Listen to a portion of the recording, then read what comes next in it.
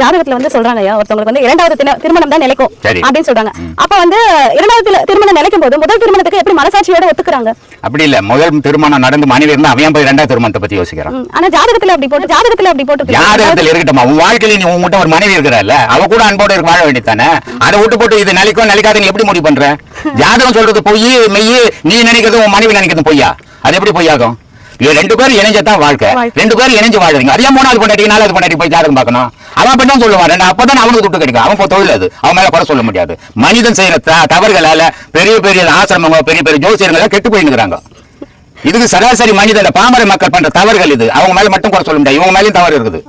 அதனால இவங்க சிந்திக்கணும், நம்ம மனைவி இருக்கிற நம்ம இருக்கிறோம், நம்ம குடும்பம் இருக்குது, நம்ம ஏன் இன்னொரு மனைவி போய் தேடணும்னு யோசிக்கணும். அதே மாதிரி மனைவி போய் ரெண்டாவது புருஷனை தேட சும்மா இருப்பானா?